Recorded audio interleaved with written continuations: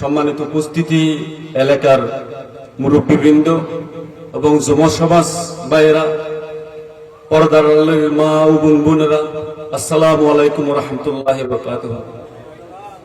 আমি আজ বেশি কিছু বলবো না।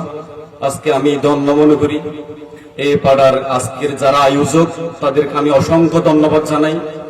তারা একটা ইসলামের অনুষ্ঠান করি, মানুষকে ইসলামের পথে চলার জন্য একটা মাহফিল করেছেন।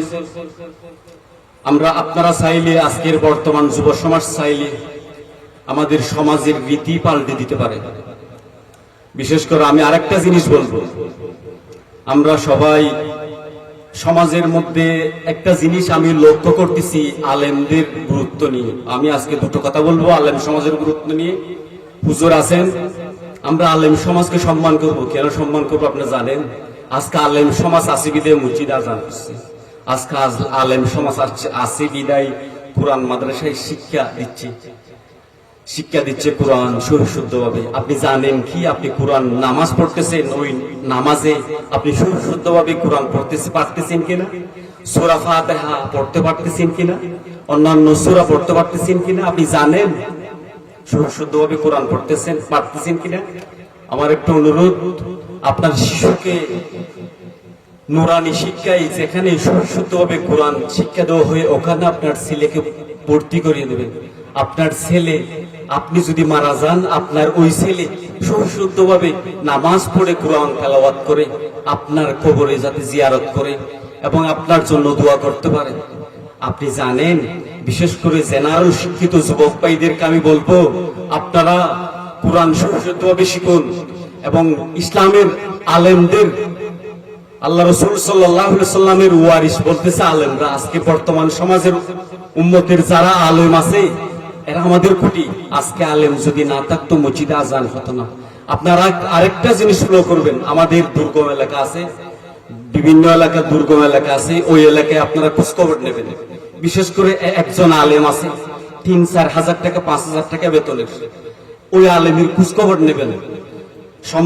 সমাজের সম্মানিত ভাইয়েরা, যারা আপনারা সাধতে পারেন এমন ফ্যামিলি আছে, আপনারা খোঁজখবর নেবেন।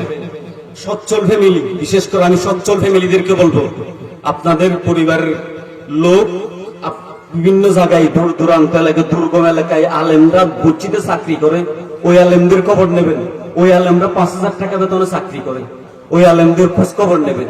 আপনারা সবসময় ওদের পাশে থাকবেন। ওরা চাইলে আপনারা চিন্তা ভাবনা করছেন কোন সময় ওরা চাইলে বাজারে গিয়ে একটা দোকান দিতে পারতো, ওরা চাইলে বাজারে একটা অন্য ব্যবসা করতে পারতেন, মুনাফা আসে এরকম বড় একটা ব্যবসা করতে পারতো। ওরা ওগুলা বাদ দিয়ে, সবগুলো ত্যাগ দিয়ে আজকে মসজিদে আজান দিতেছে ৫,০০০ টাকার বিনিময়ে। আপনার ৫,০০০ টাকার জন্য ওরা চাকরি করতেছে না, আল্লাহর একটা জিম্মাদারির জন্য ওরা চাকরি করতেছে। ওই জিম্মাদারির দ্বার আপনারা মাথা পেতে নেবেন। প্রত্যেক, আমরা মুসলমান, আপনি মুসলমান, আপনি যদি মুসলমান হয়ে থাকেন, আপনাদের মাথায় ওই চিন্তা ঢুকাবেন, একজন আলেম মাদ্রাসা মসজিদ ছাড়া যে সে বাহিরে ভালো একটা পজিশনে ব্যবসা না করে, সে মসজিদ মাদ্রাসা নিয়ে পড়ে থাকে। বিশেষ করে আমার আলেম বর্তমান যুব সমাজরা, আমার একটা অনুরোধ, আপনারা নিজ দায়িত্বে প্রত্যেকটা দুর্গম এলাকায় যেগুলো মসজিদ মাদ্রাসাগুলো আছে, চলাতে পারতেছে না, বেতন পাচ্ছে না, ওই বিষয়ে একটু খোঁজখবর নেবেন। আমি বেশি কিছু বলবো না, আমার জন্য দোয়া করবেন। আর একটা কথা বলবো, আপনাদের যারা আগামী ভবিষ্যৎ প্রজন্মের যারা শিশু আছে, এদেরকে নুরানি মাদ্রাসায় দেবেন, যারা যেন ওরা শুদ্ধভাবে কোরআনটা শিখতে পারে। আমি এতটুকুই আপনাদের কাছ থেকে আশা করব, আর বেশি কিছু আলোচনা করব না। আর আমরা প্রত্যেকেই আলেমদেরকে সম্মান করব। দাড়ি এবং টুপি, জুব্বা, পাঞ্জাবি পরে এরা আলেম, এরা আল্লাহ রাসূলের ড্রেস পরে। ওরা একজন আলেমের ব্যক্তিগত চরিত্র নিয়ে আপনি কোনোদিন বলতে পারবেন না। আজ থেকে মনে মনে আলেমদেরকে সম্মান করতে শিখুন। একজন আলেম জমিনের খুঁটি, আসমানের খুঁটি। ওই আসমান আজকে লটকে আছে শুধু আলেম সমাজের কারণে। আজকে আসমান লটকে আছে, জমিন ঠাঙ্গান বিছানো আছে শুধু আলেমদের কারণে। আলেমদেরকে সম্মান করতে শিখুন।